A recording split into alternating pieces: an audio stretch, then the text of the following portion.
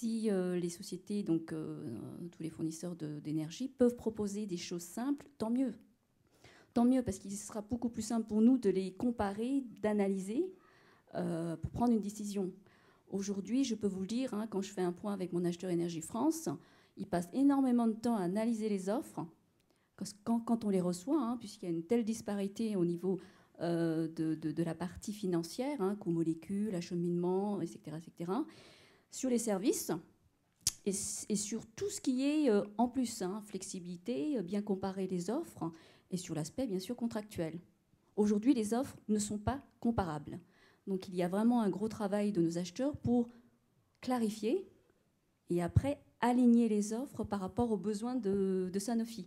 Oui, alors moi j'ai un petit problème et ça tombe bien que Réginald Thiebaud prenne le micro parce que c'était à lui que je voulais m'adresser. Dans un marché concurrentiel, les offres ne sont jamais comparables et dans les télécoms, on en a l'illustration, tout un chacun ici, entre une Livebox, une Dartybox, une B-Box, une je ne sais quoi encore, une Freebox, les offres ne sont pas comparables. C'est un peu une règle des marchés en concurrence, des offres concurrentielles, non ?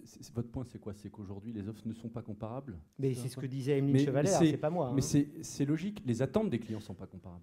Moi, j'ai des clients qui n'ont pas forcément les mêmes attentes. Pour répondre à madame, et là, je vais faire un peu le défenseur des fournisseurs. Moi, je peux faire une demande, je peux faire une réponse simple. Je peux faire une réponse simple quand la demande client est simple. Mais j'ai des clients qui demandent des trucs très complexes, des trucs sur mesure, des swaps, etc. Donc, quand la demande est compliquée de la part d'un client, la réponse d'un fournisseur, elle est plus complexe, évidemment. Et donc, entre un marché PME, entre une collectivité, entre un industriel, entre un syndic, etc., les demandes ne sont pas forcément les mêmes. Les attentes ne sont pas forcément les mêmes. Donc, les réponses des fournisseurs ne sont pas forcément les mêmes. Je pense que la réponse unique, on en parlera peut-être après sur les marchés européens.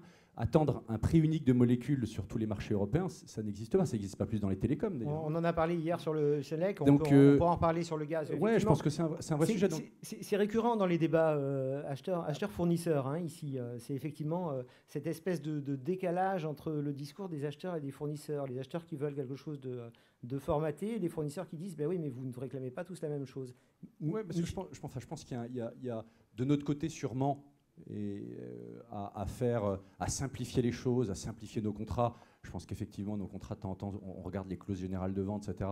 C'est des usines à gaz, etc. Donc, on doit balayer devant notre porte. Mais j'ai envie de dire, côté acheteur, quelquefois, les demandes sont complexes, quoi. Enfin, il y a des trucs. Et alors, du coup, on attend. La demande de l'acheteur est complexe et quelque part, l'acheteur attend une réponse hyper simple et hyper claire. C'est pas souvent évident.